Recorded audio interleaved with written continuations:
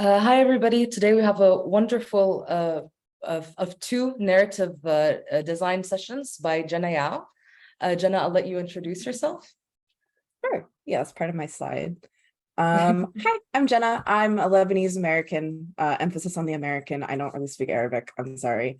But this is going to be my third year giving a talk at Cloud at Beirut, and I'm very excited to be here. So today's session is going to be on storytelling in games, and I'm planning on using it as an overview for narrative designing, game writing, but not necessarily as like the end all be all talks because it's one of two. So hi, I'm Jenna. I am a narrative designer. I work at the worker-owned co-op. It's based in Montreal, but I grew up near Washington, D.C., and I currently live in Washington State. This is my horrible son, Onion. He is actively knocking things down in my kitchen as we speak. So if there's a sudden fire on my end, it's because of him. These are some of the games that I've worked on. Spirit Swap was one of the first one that I worked on as a narrative designer and a background artist. I was an editor on Validate, an artist for Extreme Meat Punks Forever, the tabletop role-playing game, and I'm currently helping get Goodbye Volcano High over the finish line. And something notable about both Spirit Swap and Goodbye Volcano High is that the creative directors for both projects are Lebanese.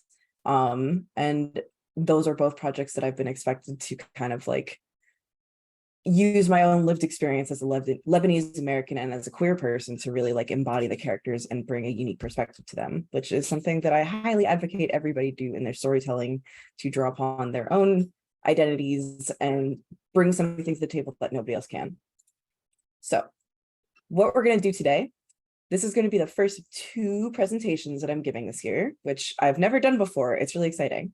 So today's presentation is an overview on storytelling in games. But next time we're going to talk more specifically about platformers because that's what you guys are being expected to make this year.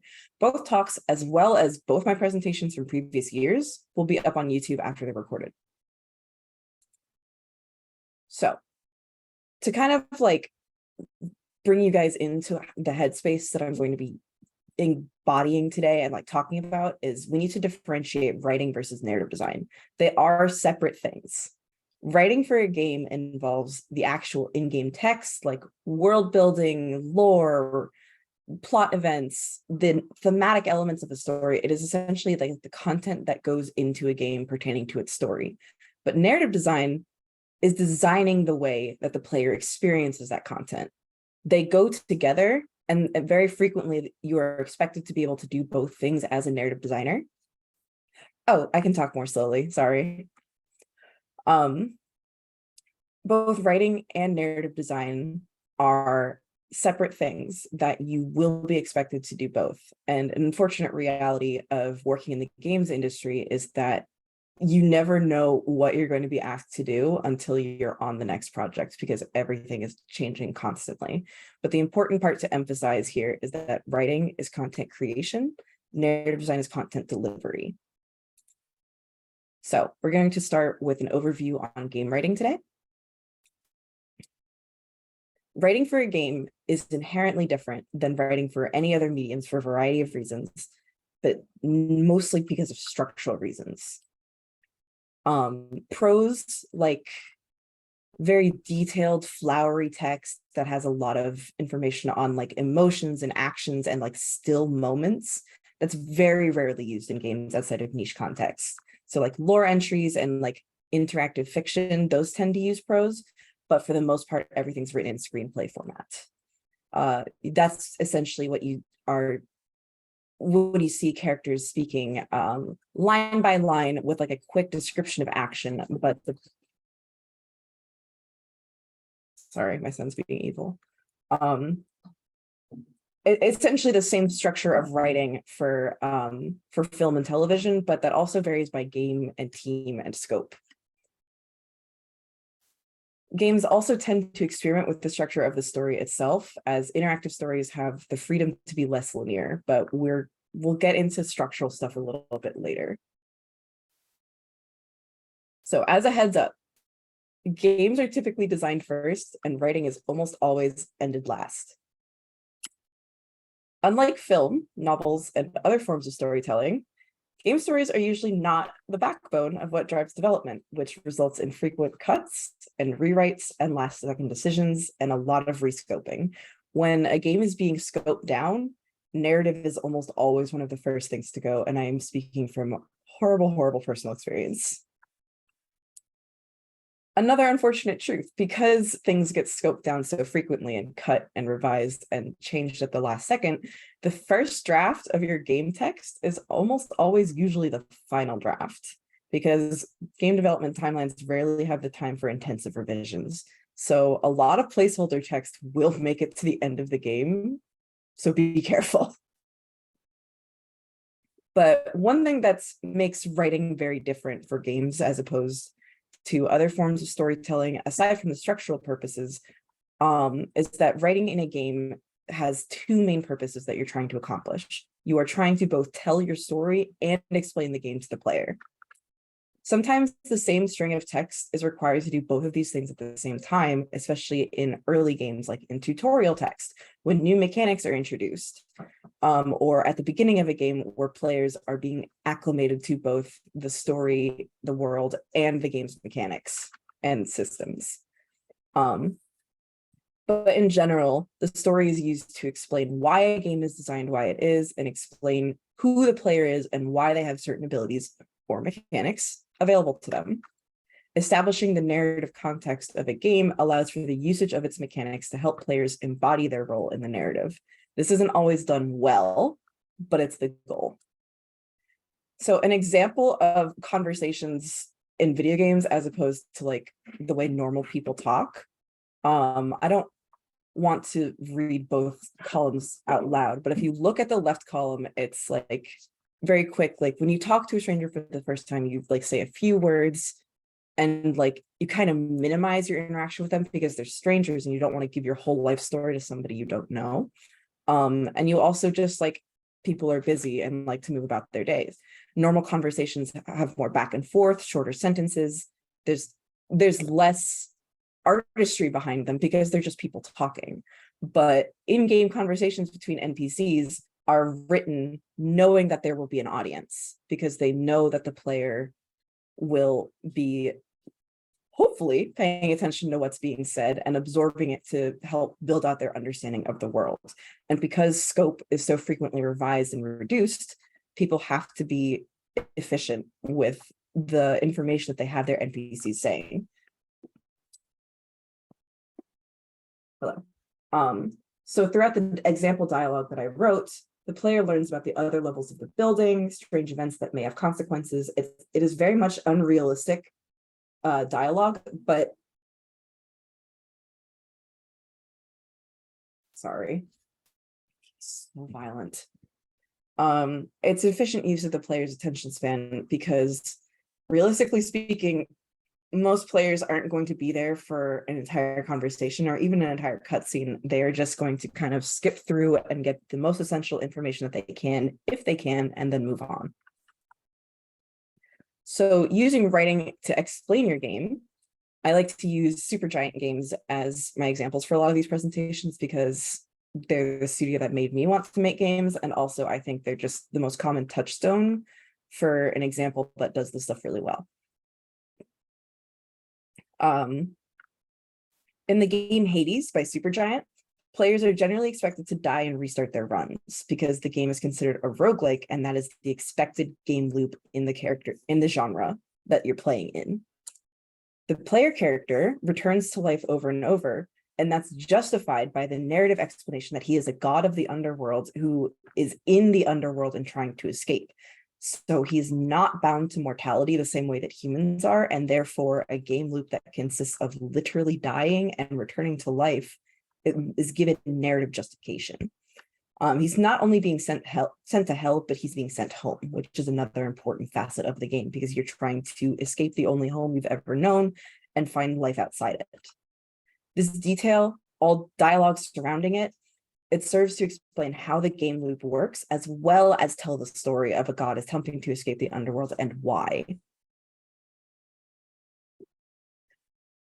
But writing to explain your mechanics isn't enough. it's also not the only thing that goes into a game's narrative experience. It's impossible to experience a game without also partaking in its systems, because the best stories in games are ones that don't just exist alongside systems to explain them or draped over top them, but they're intertwined with them in a way that is tangible to the player and that they can feel. The more games design and writing resonate, the better the story feels to the player. Let's take a quick break. I can answer some questions real quick before we move on to the narrative design section. This is my son Onion on a burger. I noticed some stuff in the chat. This is going to be a shorter presentation than I usually give, so hopefully we can spend a lot more time answering questions and discussing things. Yeah. I also, because I'm screen sharing, I can't see whose hand is raised. So if I could ask the moderators to help with that, that would be really helpful. Yeah, no worries, Jenna. I'll unmute them. Awesome. Thank you. Can you see chat? Some people are asking. I can see chat. Yeah, Okay. I have chat open. Awesome.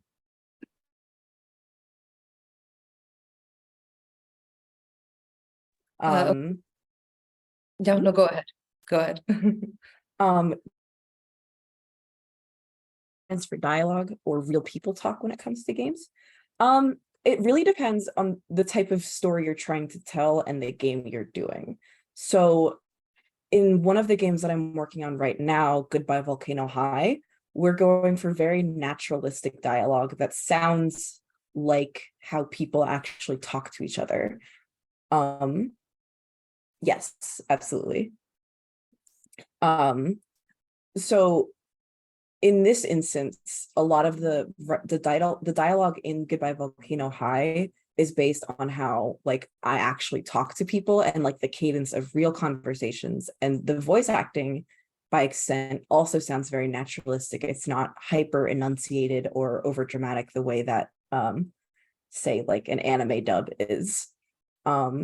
And then plays, on the other hand, plays are very good at serving a specific purpose, but they also have like their own conventions, like soliloquies and monologues, which might be interesting when you're in the theater, but could be totally unengaging to a player. So you need to assess the needs of your project and the feeling you're trying to go for, and then base your writing style around that. You could also just write whatever and see how players react to it in a playtest.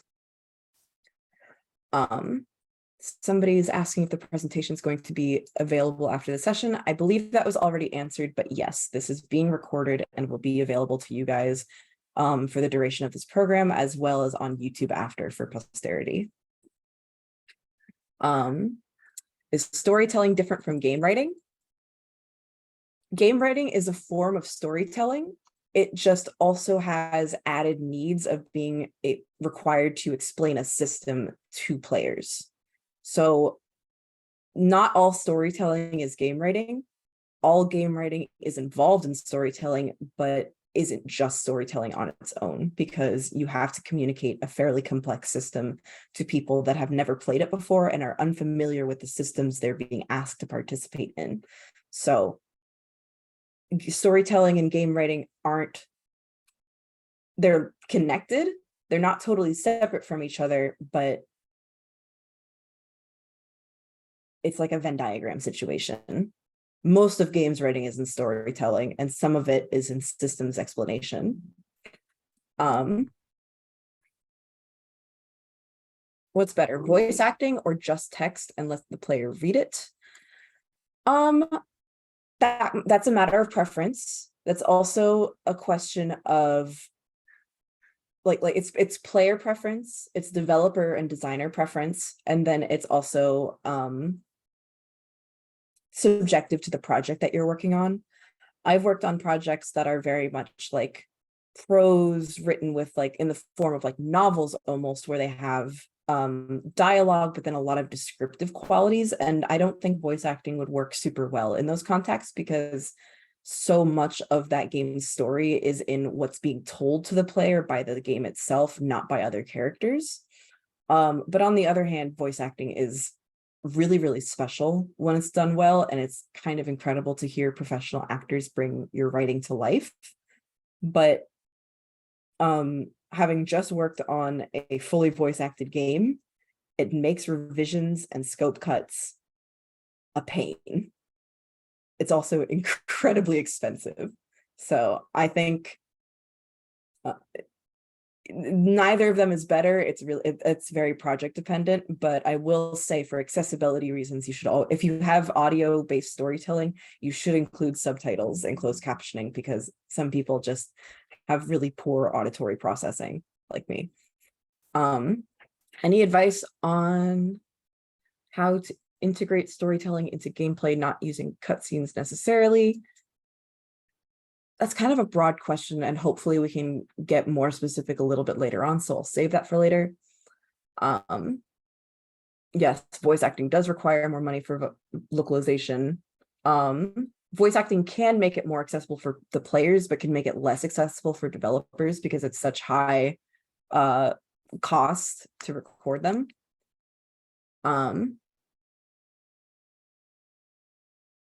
Okay. What games have I worked on so far? I had a slide at the beginning of the presentation, but we can go into more specifics a little bit later. Sorry, I'm trying to like get some of the shorter, easier questions answered first before I get into the more complex answers. Storytelling sounds intimidating, as I'm not a good storyteller because I get in my head a lot of the time. What do I suggest? I get in my head a lot too. And if I spend too long on the planning process of a story, then I find that I never get things done. So what I like to do is I just be as broad as possible and collect as many things that pertain to the story or the idea of a story that I want to tell. And then as I work on it, I slowly hone away on it and like get more specific and like start to culture it and cultivate it a little bit more. But something that helps me feel a little bit less precious with my work is even if I decide to cut an idea, I save it. I don't just delete it off the file. I have a graveyard of scrapped ideas that I might want to do other stuff with later.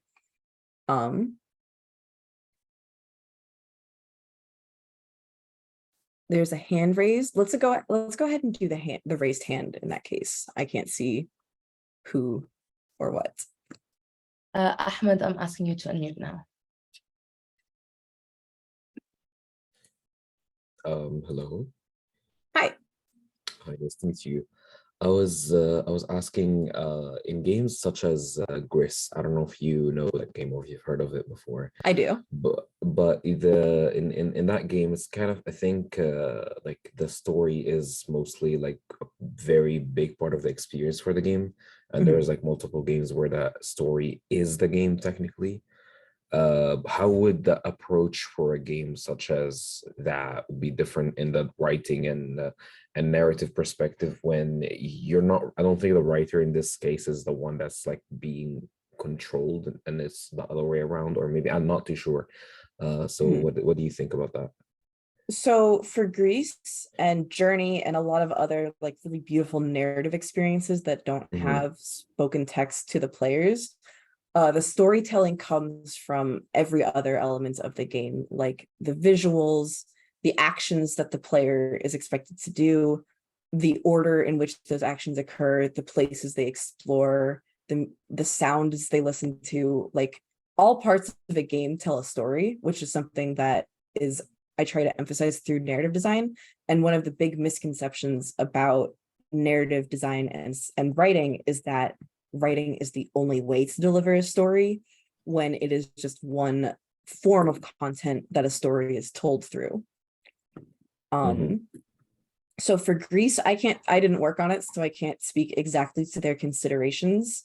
But one thing that really helps when you're trying to encapsulate a story without words is you want to understand what the theme of that story is and what your ideal player experience is and how you want the player to feel as they progress through the games and where you want them to feel those things, and organize the elements of your game based on invoking those feelings as they go. if that makes sense. Okay, so like, what would you say the elements that could be used besides text or like voice lines? All of it, the art, the way mechanics feel, the way that it feels to move throughout these worlds, the music that people listen to. Music is an incredibly powerful tool for invoking feeling. The audio design, and even though Greece is absent of written words, I would not say it's absent of writing, because there is a cinematic quality to it, where there is like a sequence of events that you get to witness. And even if there isn't spoken dialogue, that doesn't mean writing is absent. Okay, thank you. Yeah, no problem. Thank you. And I think that also kind of touches on express my game writing and story and gameplay without conversations.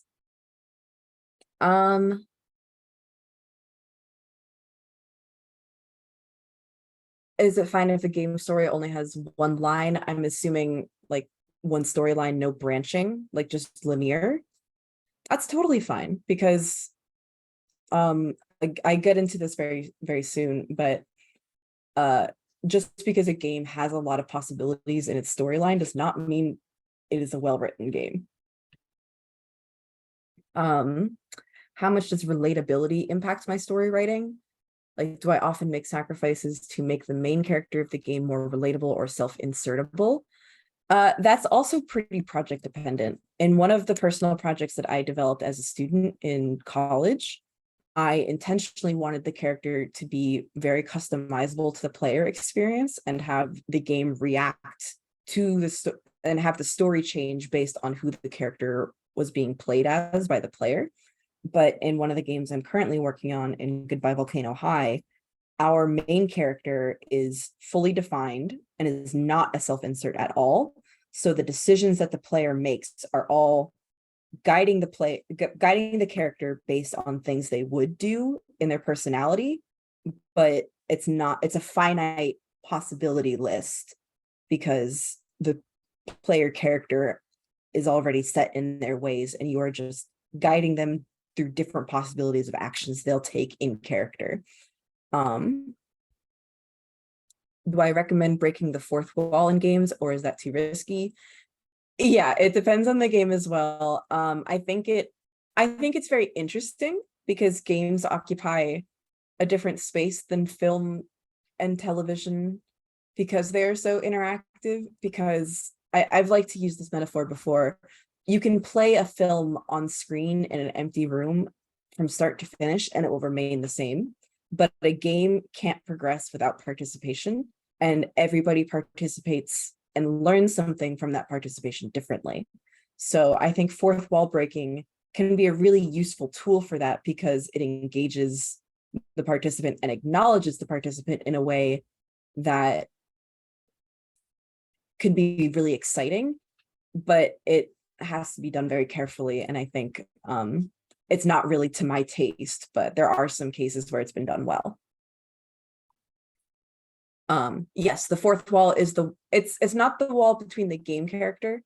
The idea of the fourth wall is a storytelling term where, when you're looking at a set for a sitcom, you see the three walls of the room behind them, and the fourth wall is gone because the audience has to be able to look in. So the fourth wall is the invisible wall that the characters of the story can't see through, but they acknowledge is there, and the audience gets to glimpse through as observers. And when the fourth wall is broken, it means that what's happening in the story directly engages, acknowledges, and interacts with its audience. So it's possible to happen. It is possible in books and film and TV and all sorts of stories, but the nature of these things is that they will continue on without the audience participation. They will just break their own spell to acknowledge the audience, versus games, when the fourth wall is broken, it means they are acknowledging your role as a guide and player.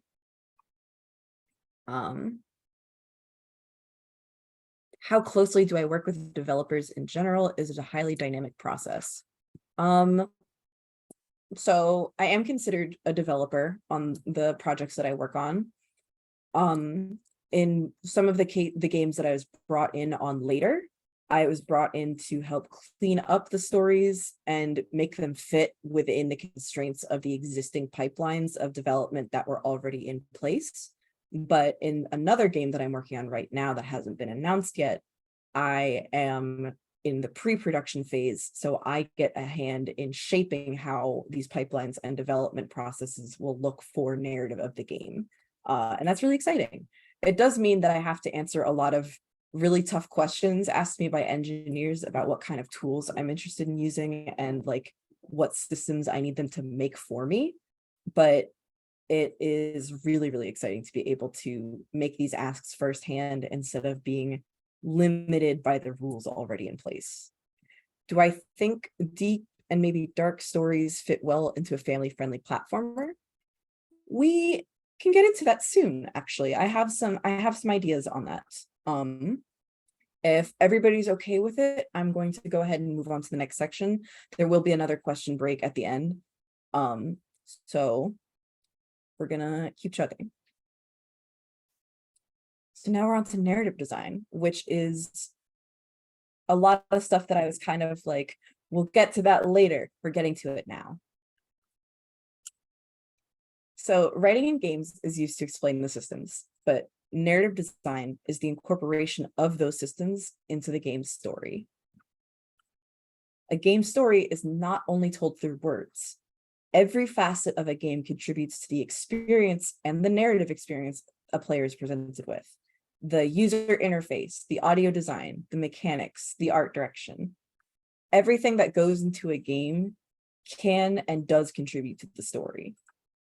Since game stories have more to them than just linear plot beats, the structure of events and the possibility space of the narrative fall under the purview of narrative design as a field.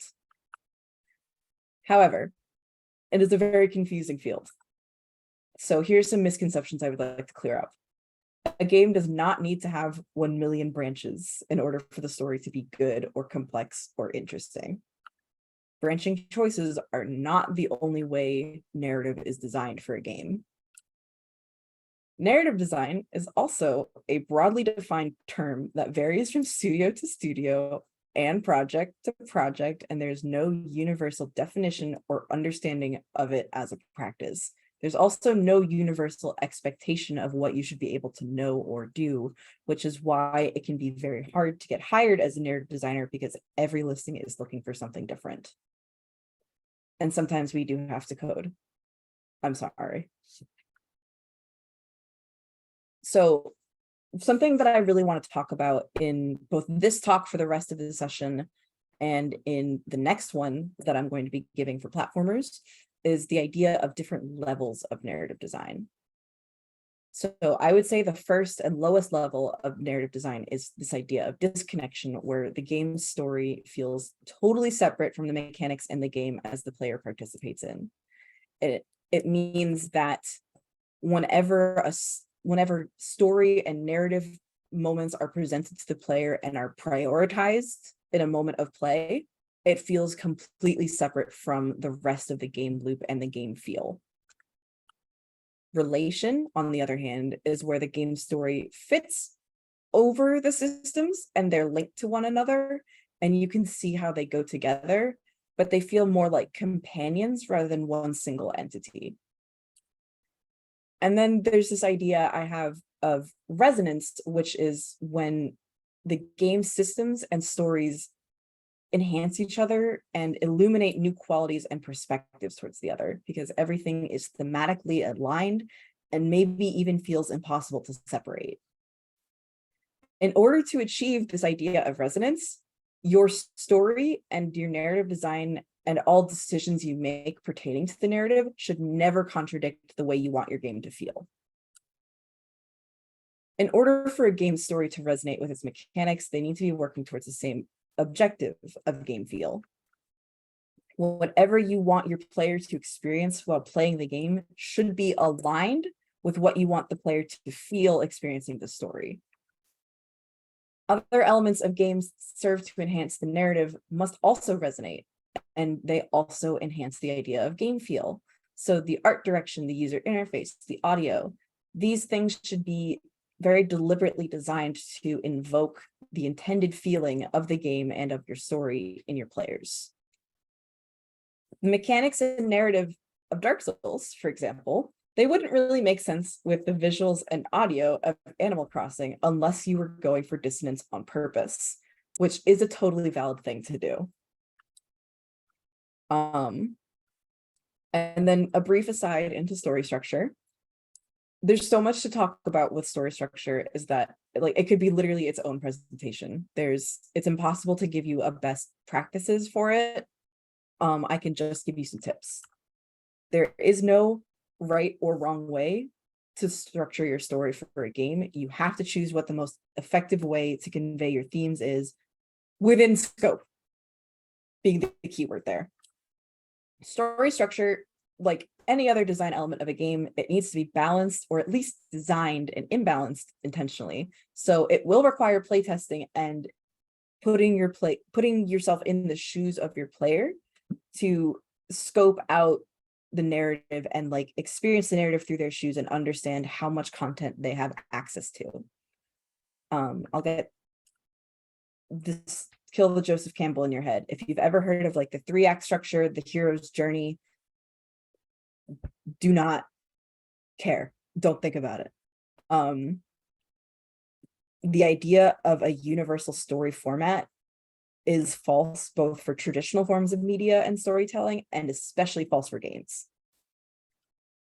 And then I guess to talk about within scope, just because I see that that's an important question. When I say within scope, I refer to the capabilities of your project and how much work you'll actually be able to get done within its development. So when scope is reduced, it means that you have to make a smaller game. Yeah, it's feasibility, exactly. So I mentioned something earlier about dissonance, and this comes down to this idea of knowing the rules before you break them.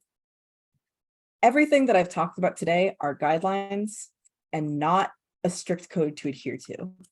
If you want to intentionally invoke dissonance or imbalance in your design decisions, especially narrative decisions, that's fine. Go for it. It doesn't matter that you follow the rules, but what matters is that you design your game and its story intentionally. Because storytelling in games requires a careful balance of both intentional design decisions and the prioritization of your most important components. Every game has features it cuts, and story is usually one of the first to go. So the more intention with your story you have, the more precise you are with your narrative, the more of that remains as scope is reduced. Honestly, my general opinion and philosophy on narrative design is that you can do whatever you want as long as it gets you the results you want from your audience. So again, very short presentation. This is kind of the end. So we'll just spend some time doing some questions and discussion. So what do I think about ludonarrative dissonance to enhance game experience? So ludonarrative dissonance is a really complex term that I'm going to do my best to explain for people that aren't familiar. So ludo refers to play, and ludonarrative dissonance refers to stories from playing. And the idea of ludonarrative dissonance means that there is a dissonance between the play and the story. And I think it can be a really invaluable tool to enhance a game's experience if it is applied with intention. I think if you are intentionally creating that contrast between your play and your story, you can make your player really confused and really question what they're doing and why in ways that can be really effective. On the other hand, if your entire game is full of that dissonance and it wasn't on purpose, it can be completely like a turnoff for your player and actually make them quit the game rather than see it through. Because when you make things feel imbalanced or dissonant, you have to ensure that they still feel compelling to the player. Because if you create too much friction, people would rather just go do things that make them feel good. So when you introduce these hitches in your game, you have to understand like what you want your player to experience and how they'll feel experiencing that imbalance. Because a lot of people assume that they're going to be coming into a very well, finely tuned machine.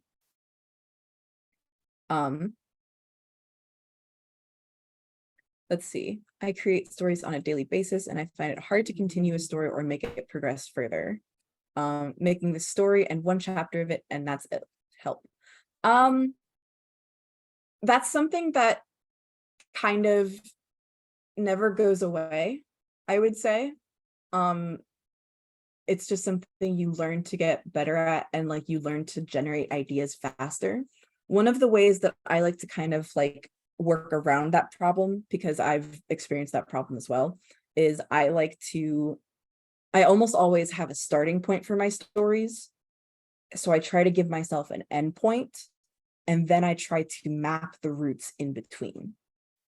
So I try to like, if I know I want to get from point A to point B, then I try to imagine different possibilities of things that could happen in between that will bring me closer, and then refine from there.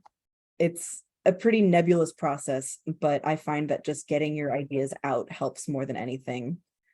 Let's go ahead and do the raised hand then. Hi, how Hi. are you? I'm good. How are you? Okay. Good.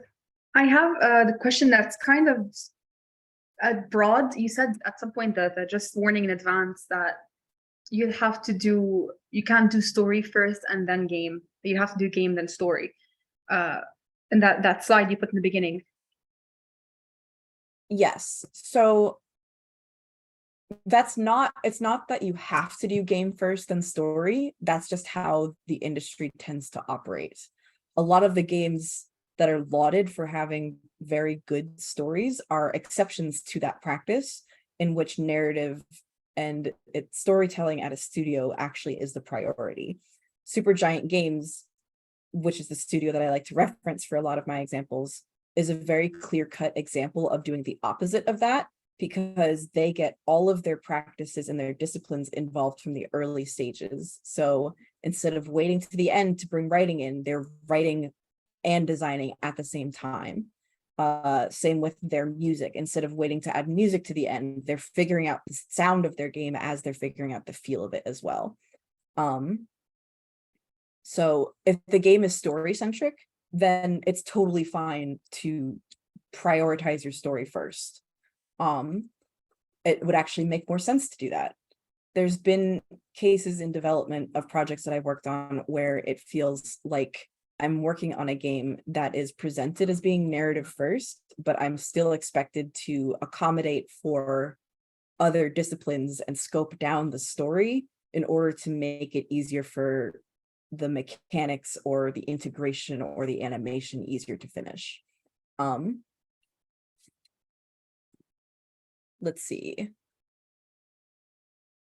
What do I recommend to strengthen storytelling skills? Tools or a small everyday application, a playlist to see. So what I like to do to really get myself, I guess something okay, so to back up a little bit, something I didn't explain about myself in my About Me is that I actually used to be an illustrator before I was a writer. So I come into storytelling with a very visual background. I came into games thinking that I wanted to be a concept artist, and I found that I was more fulfilled being involved in the system of the game and the actual like player experience rather than just the aesthetics. So something that remains from that is a lot of my practices being an illustrator and the way that I like to formulate and gather inspiration for those projects, and that still affects how I make my own games. So I like to determine the visuals of a story and like the general aesthetic and like collect visual references that invoke the same feeling that I want to invoke, or that are recreating or an aesthetic that I'd like to recreate. I make playlists with music that gets me in the mindset. I try to surround myself with stuff that fits the feeling of a story. Because writing is something that you get better at over time, but storytelling is something you have to deliberately do and think about and feel. It's very intuition based and it's very nebulous because there is no right or wrong way to tell a story. What matters most is that you figure out the way that you like to tell stories and explore as many possibilities and vessels for those stories as you can.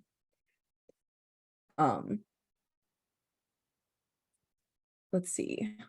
What do I think is better? Making the story experience from a third person perspective, or making the story experience relate to the MC, like making the player feel like he's the MC in the world. Let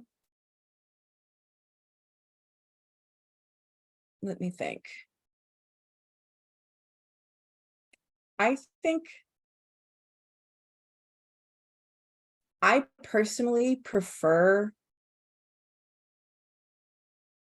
having the player character be a well-defined character and not a self-insert, because the way that I like to tell stories is I like to have a very strong idea of who my protagonist is, even if they don't have a name or face. And I like to base the decisions I offer to the player based on the personality of the character I ask them to embody.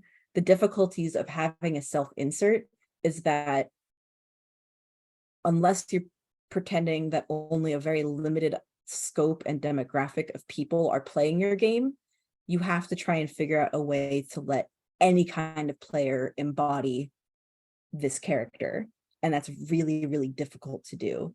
And unfortunately, that's why so many self-insert characters are very generic, light-skinned men, because that's who the developers assume will be the ones to play their game.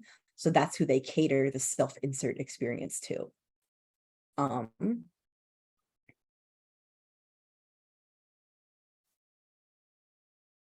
Coming from somebody who only studies programming and art, do I need to have experience with storytelling so I can contribute or make a story for a game? Absolutely not. Because storytelling is, not to get too philosophical about it, storytelling is an integral part of being human. So saying that you study art, that's storytelling to me. You may not be a writer, but you're still a storyteller through art. So I think it's totally possible to bring these perspectives and make a compelling story.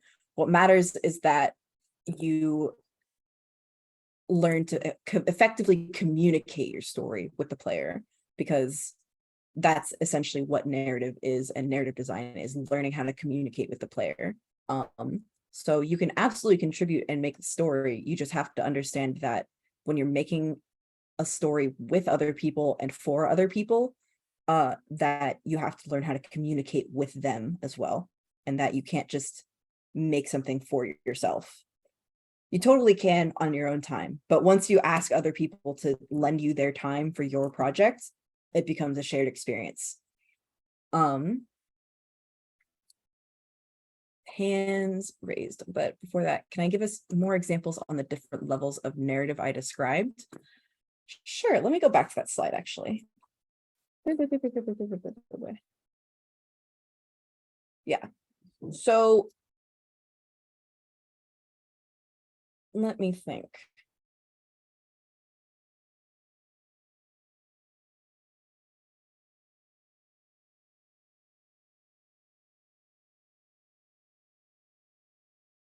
Yeah.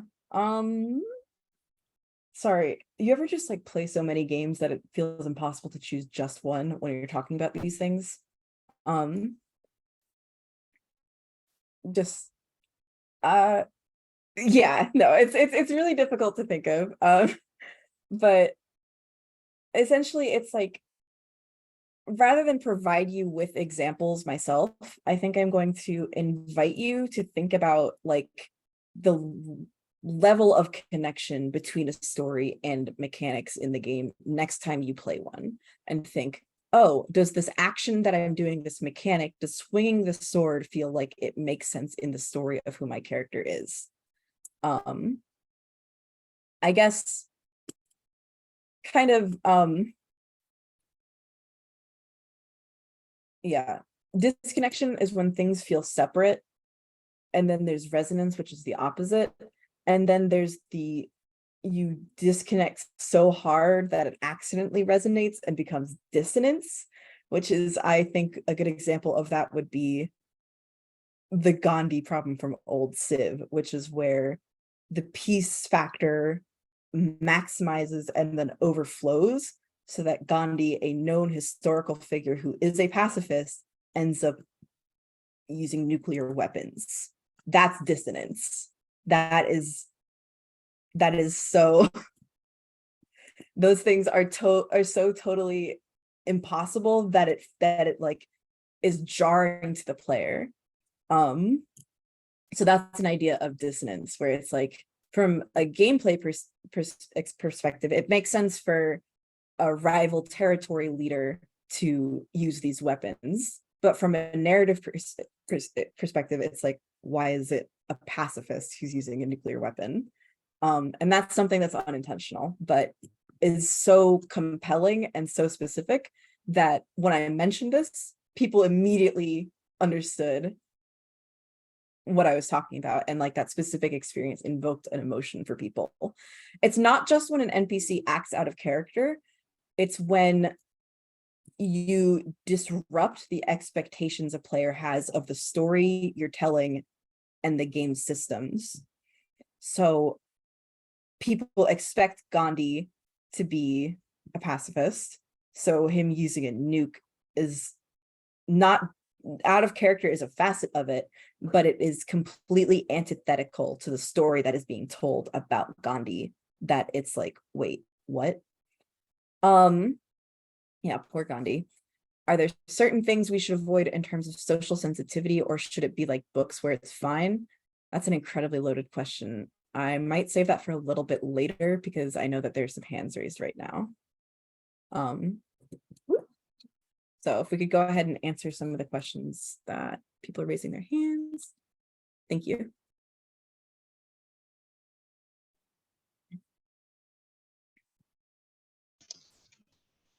Hi, can you hear me? Hey.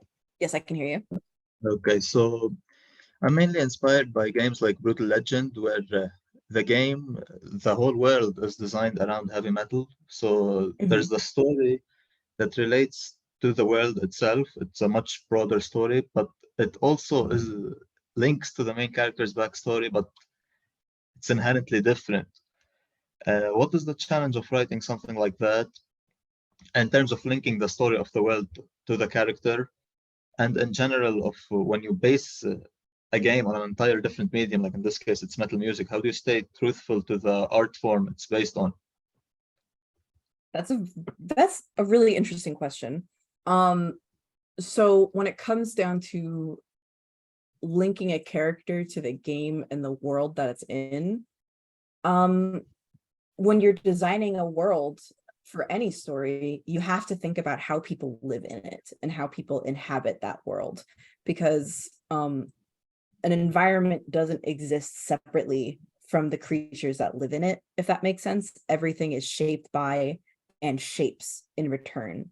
There's a reciprocal relationship where people live in a world and are shaped by it, but then also change that world to reflect who they are as well. So when it comes to making a character for a very specific setting, you have to make sure that facets of that character can only exist in that setting.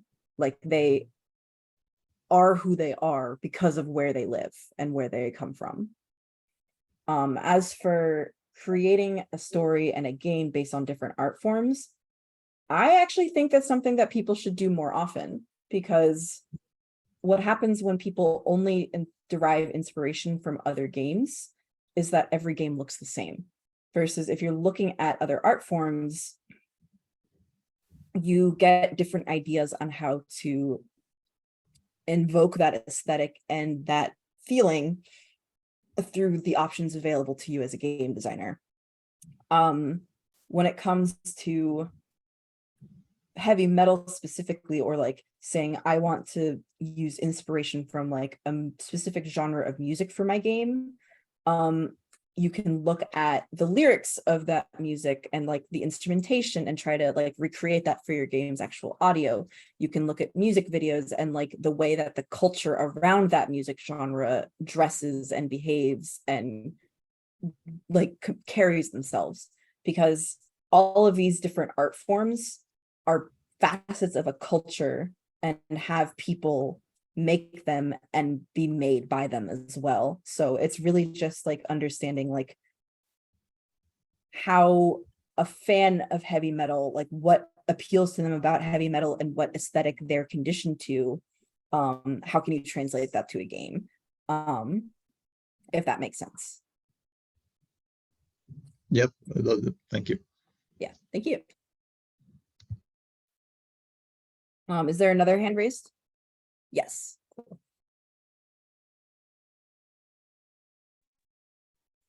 Hello, can you hear me? Yes. Hi.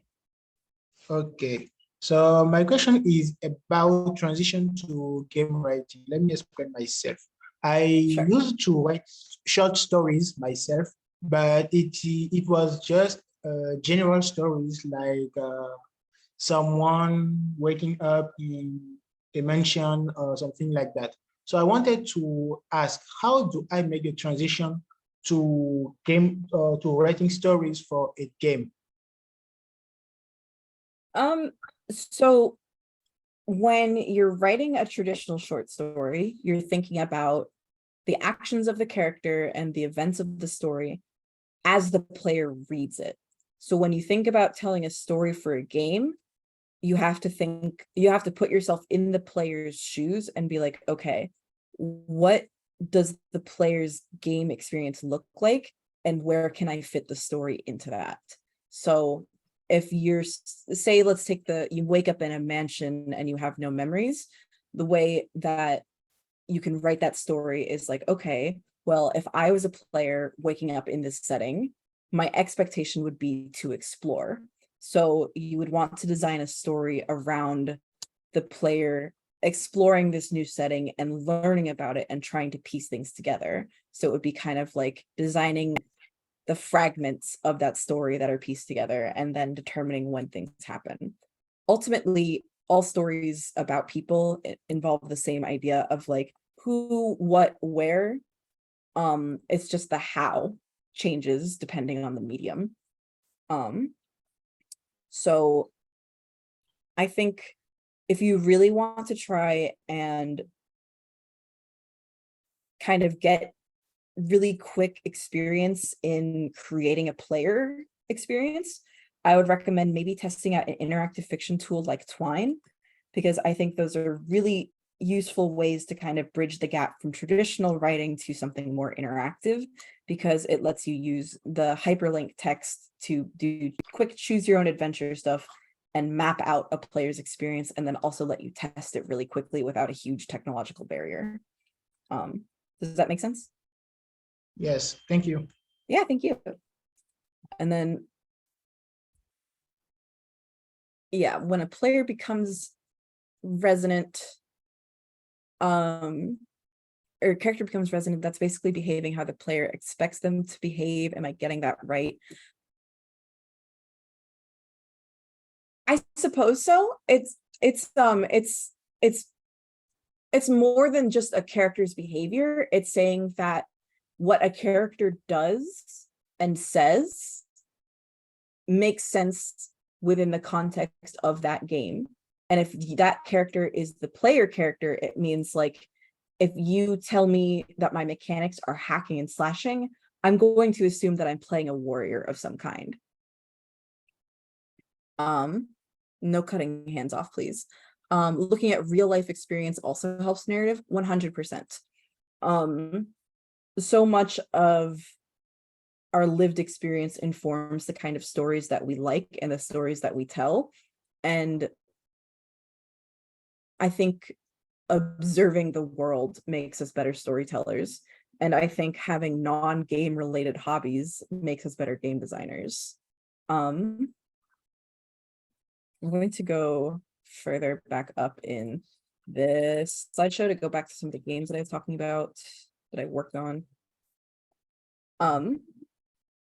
So Goodbye Volcano High, the one in the top right, is the one that I'm currently working on right now. It is expected to ship next month. Very scary. But one of the reasons that I was hired to work on the narrative of this game is because it's about teenage dinosaurs that find out that a meteor is going to hit them at the end of their senior year of high school. The game was originally pitched and funded before the pandemic, and then the pandemic interrupted its development. So one of the reasons that I am brought on to write this game is because I am pretty young. I graduated from high school in America when President Donald Trump was inaugurated. And I learned about like climate change and like all the possible apocalypses that could happen in our lifetime as I was becoming an adult. And that feeling of like hopelessness and like feeling like I'm expected to grow up in a world that could end at any second is really scary, and it's a really specific emotion. And on top of that, the player character, they're dinosaurs in Pangea, so they don't really have ethnicities, but because the creative director and his brother on the game are both Lebanese, the player character is implied to be Lebanese, and we have our their mom speak with a Lebanese accent. It's very cute. But then they're also non-binary. They're also queer and have a different gender identity than their parents and maybe some of their friends are used to. So I'm also non-binary, and I have had to kind of like figure out how to bridge the gap between the way that I like to express myself and embody my gender with how I relate to my friends and the world around me, and like understand that I live in a world that isn't built to accommodate me. And also that world could end at any second. So like, these are all very specific lived experiences that I have that made my writing of this character more effective. That isn't to say that I'm the only person who could have written that character, because I'm not.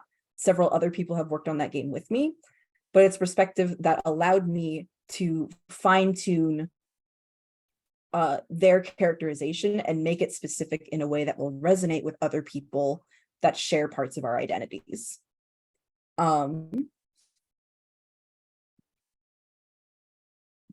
Let's see.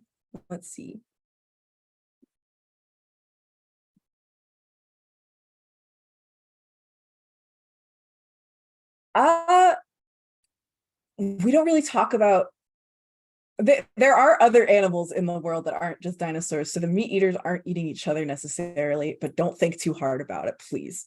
So yeah, EA just announced the Black Panther game. Twitter user pointed out that none of the senior positions are Black themselves. So before I answer the rest of your questions, something I want to highlight is that one of the reasons that there aren't a lot of people of color that are in senior positions in the games industry is because people of color aren't getting hired enough to get the experience that allows them to be senior. So senior developers, even if you try to go for the most diverse candidates you can and like expand your net, you're going to prioritize people that have the working experience that lets them call themselves a senior and helps you run your project efficiently. And because white people only hire other white people are the ones with the most experience. That isn't to say that there are no Black people in games at all, and there are no Black seniors. It is just that they are few and far between and are more likely to burn out because they are exceptions to that rule and are in an environment that is not built for them or by them. Yeah, regarding writing characters with cultures and lived experiences that we can't totally relate to, but choose to highlight, what advice do we give to storytellers? I think one important thing is to understand where your knowledge stops, and work with people who can fill in those gaps, but do not work with them with the expectation that they are just giving you fodder for your story. People aren't Wikipedia articles. You can't just ask somebody for their lived experience and then be like, okay, I know everything about what it means to be a Black woman now, and then write Black women with that authority. What matters is that you not only consult people relevant to the characters that are being created, but also invite those people to co-author those stories. But consulting and active like fine-tuning and like putting your story in front of somebody as like a sensitivity reader and being like, hey, is this authentic? Is this am I accidentally touching something that's controversial or offensive? Like knowing like just being able to like knowing those actual people and being able to engage with them as people helps you write them as people. Do I think there are enough Middle Eastern people in such places, or is it really hard to find?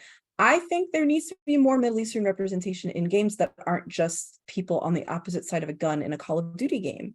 I would really love there to be more representation of us, which is why both Spirit Swap and Goodbye Volcano High are so like kind of like flashes in the pan for me, because the fact that I was able to find other Lebanese developers and work with them to tell their stories is so incredibly lucky.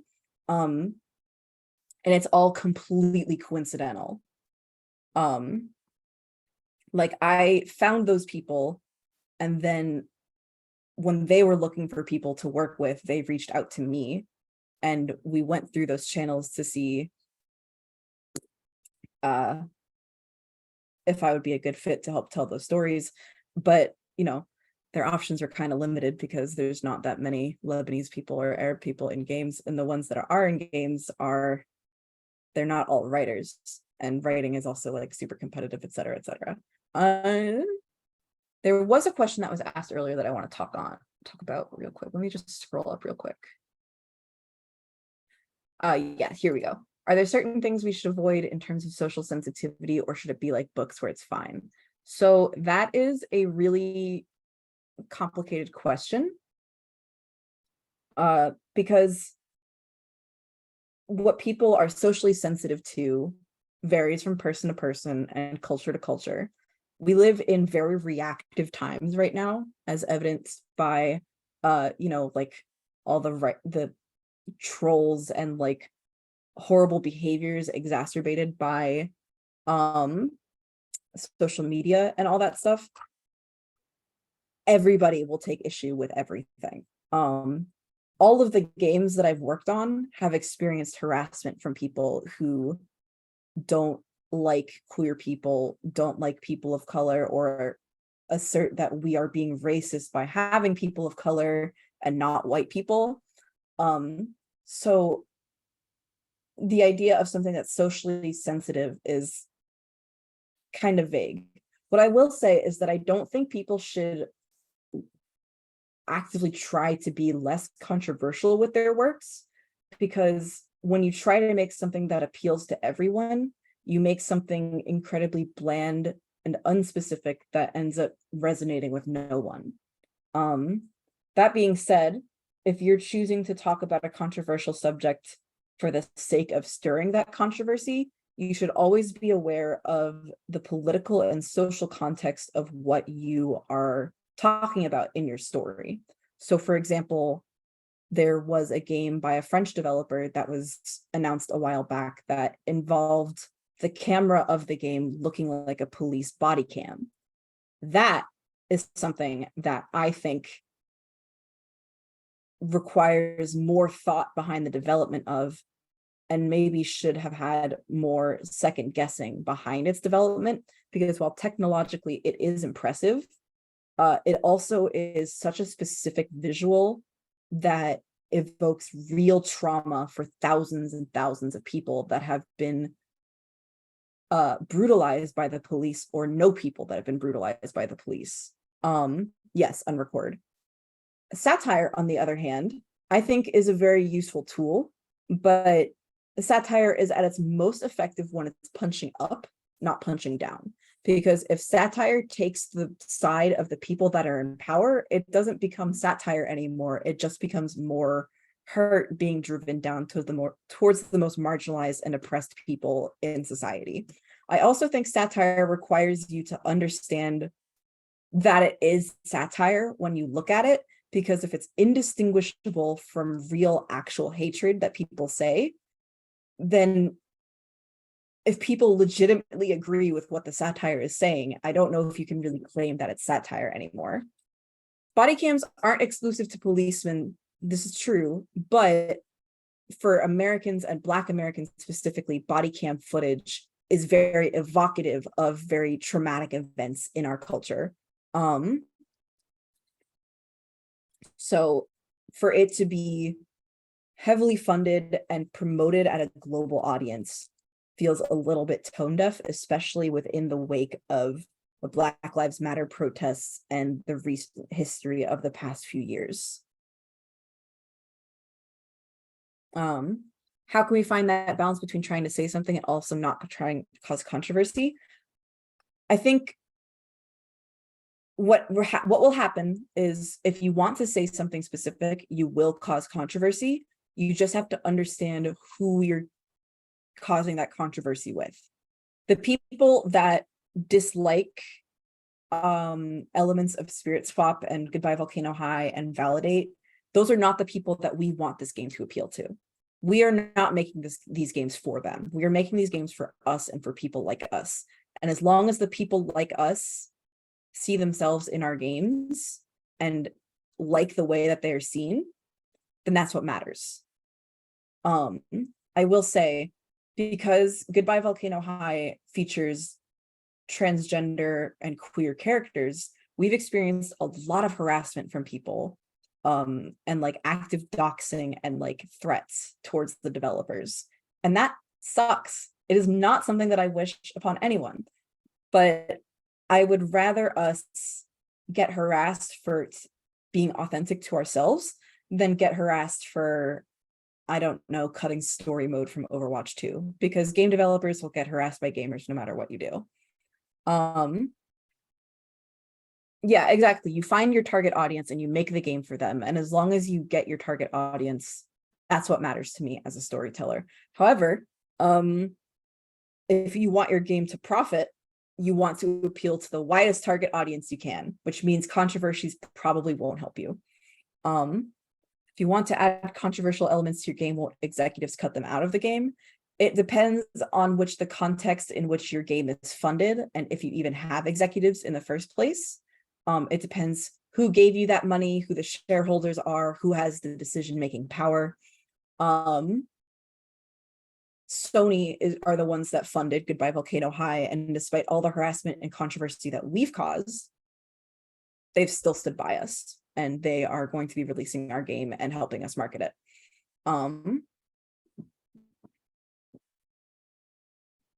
Also, I see that there's a very intense thread discussion about like Middle Eastern people in games and like the idea of war games. So as a Lebanese American person, I understand that as somebody born and raised in America, I'm not going to be able to speak to an experience that's authentic to people born and raised in Lebanon. But the average American experience is not the same as mine. Because when I was growing up, I grew up near Washington, D.C. I also grew up in a predominantly post 9/11 world. So I experienced a lot of jokes and harassment from classmates and peers growing up because I was Arab and they weren't. It doesn't matter that I don't speak Arabic, that I'm not Muslim, that I didn't grow up in Lebanon. It doesn't matter that my mom moved to America in the 70s. What mattered to them was that I was different.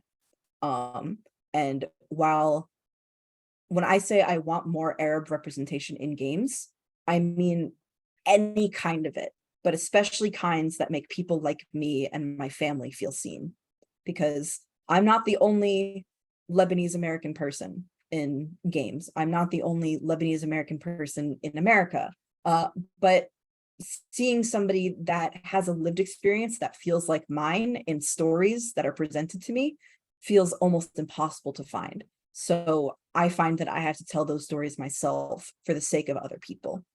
And the stories that I want to see myself in and my family in and people like me in are not war stories, because there's more to us and our lived experiences than that. And when I make games, I'm making them within the Western gaming industry. So it's what I would like to change, and how I would, and where I want to tell my stories, and where I have to tell my stories, because there's nowhere else I can make my games at the moment.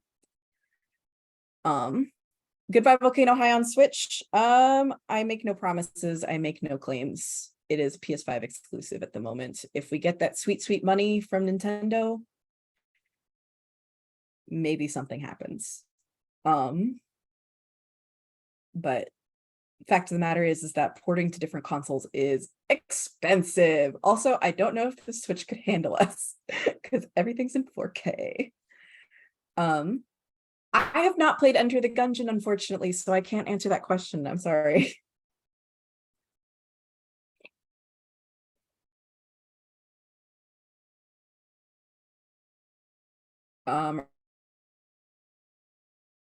Raised or any other questions? We've got about 15 minutes left, so.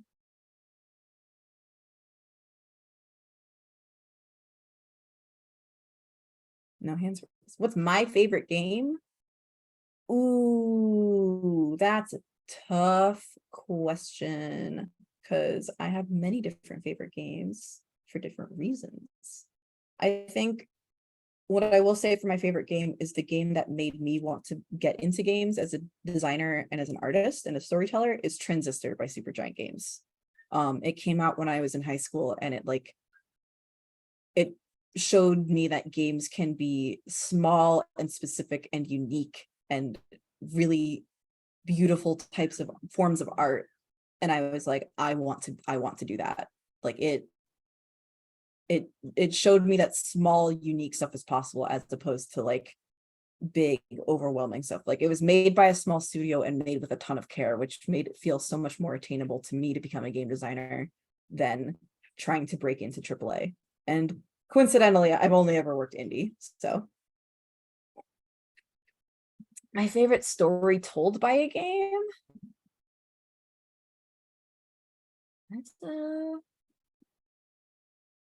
That's a good question. I actually don't know that I have a specific story that I would say is my favorite from a game yet.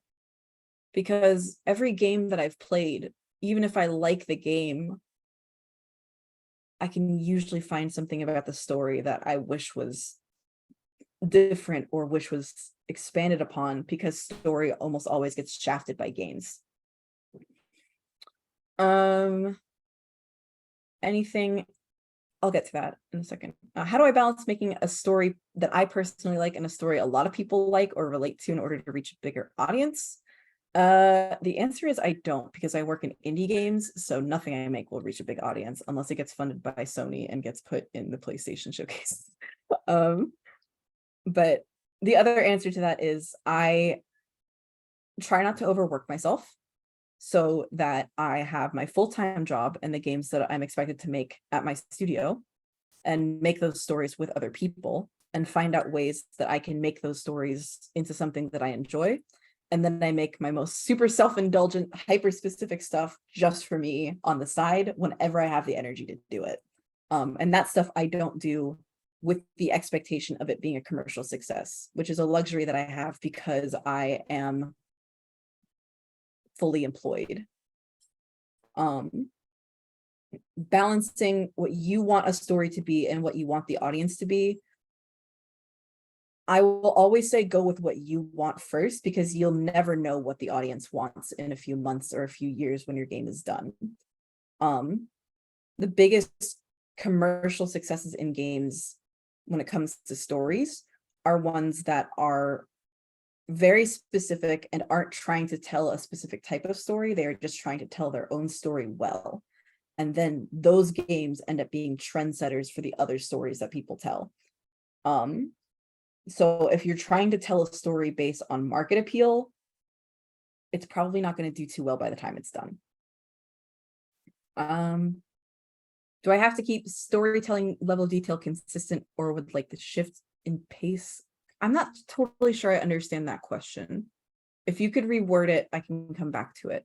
I'm going to go to the other question that says, is there anything I'd like everyone to think about between this session and the upcoming one, or something to think about while making their platformer? Yes. So if you're making a platformer with a really heavy story elements, think about how your level design and mechanics tell the story and how they fit in there. I'm going to have a separate presentation entirely about that, but just think about your mechanics as tools for storytelling, not just writing as your main vessel.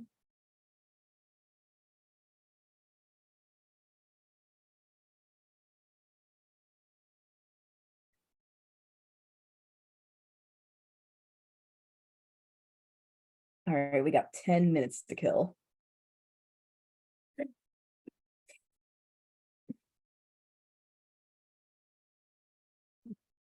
I feel like these 10 minutes should have been the 10 minutes we took as break, which is totally fine. Yeah. It is what it is. It's okay. Honestly, you asked quite a ton, to be honest. So thank you so much. I really, really appreciate it. Yeah, thanks for having me again. Of course, honestly. Like I've been loving how the sessions have been progressing over the years. Yeah, it's really interesting to see like how I approach the presentations differently, because I feel like this is probably my lightest and loosest presentation, but it's also the one that I have the most experience for, and it's very interesting to see. Yes. Yeah, absolutely, absolutely. And like I still remember the first one was very like extremely happy and just like, you know, very peppy and stuff. And this one's like much more intense, I would say, in like a really good way. Cause like everything you've been saying, I've been like, you know, just like snap, snap, snap. Yeah, I'm also, another difference is I have more gray hairs now this year than I used to have in previous years. The first session I gave was right after I graduated college, so I was like, I'm free.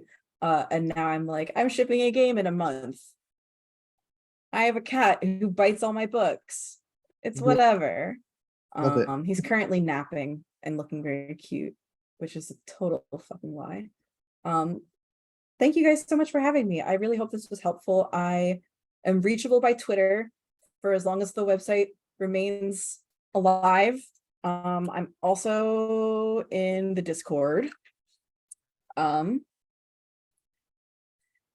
feel free to email me. If you find me on LinkedIn, go ahead and connect with me there. I don't know. The internet is falling apart as we speak, but something I really want to do is I really want to make myself available to Arab and Middle Eastern people in games and make myself a resource, because the whole reason that I'm able to work in this industry is because of other Arab people like reaching out hands to me and bringing and lifting me up. So I'm always trying to pay it forward. So please know that I will do my best to make time for people and answer any questions you send my way, if you're able to send them my way with the internet actively being destroyed. Well, thank you so much, Jenna. Genuinely, another amazing session. Thank you. We're so lucky to have you every year. Yes, I love participating. It's a highlight of the year every time.